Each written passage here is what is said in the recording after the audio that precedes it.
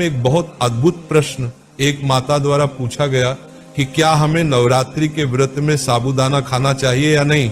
क्या साबूदाना खाने से हमारा व्रत टूट जाता है या खंडित हो जाता है।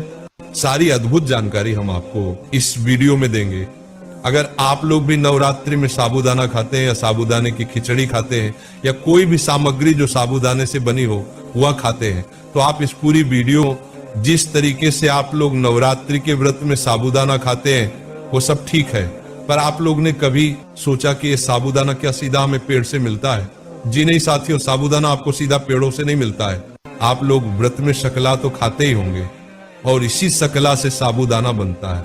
पर हम आपके यहाँ पर एक बात बता दें कि साबूदाना कभी भी सीधा पेड़ से हमारे घर तक नहीं आता है, बल्कि फैक्ट्री में बहुत लंबी विधि के बाद साबूदाना तैयार होता है। तो उस बीच में उन साबूदाने के साथ क्या होता है ये हमको नहीं पता। हमें बस एक अच्छे रूप में साबूदाना देखने को मिलता है।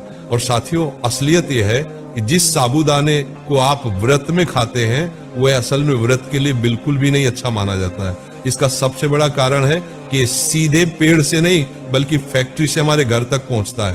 साथियों, ये तो बात हुई कि व्रत में खाने वाला साबूदाना इस तरीके से बनता है। अब प्रश्न ये आता है, क्या हमें ये साबूदाना व्रत में खाना चाहिए?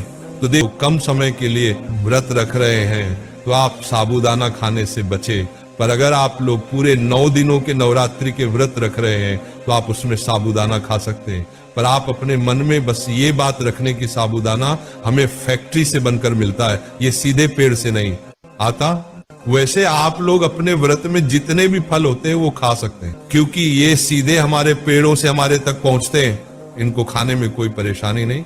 मेरे प्रिय साथियों, नवरात्रि का व्रत कई सारे बच्चे भी रहते हैं, बुजुर्ग भी रहते हैं और आप भी रहते होंगे। तो इस व्रत में फलों से, सिंघाड़े से हो सकता है आपका पेट ना भरे, इसलिए आप साबूदाना खाएं तो कम मात्रा में खाएं, ताकि ये आपके शरीर को भी नुकसान ना पहुंचाए और आपका व्रत भी सही हो जाए।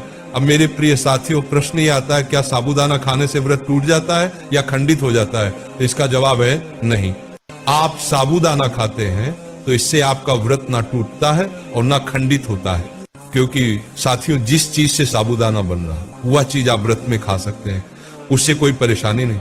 पर यहाँ पर हम आपको एक बहुत ही अद्भुत बात बताएं कि जितने भी जैन समाज के लोग होते हैं वो साबूदाना नहीं खाते या साबूदाने से बनी हुई कोई भी सामग्री व्रत में बिल्कुल नहीं खाते, क्योंकि उन्हें पता है कि ये साबूदाना जब बनता है तो ये एक विधि से होकर गुजरता है, फिर हमारे पास तक आता है, और जो शकला होता है वो जमीन के अंदर होता है। इस वजह से जैन समाज के लोग साबूदाना नहीं खाते।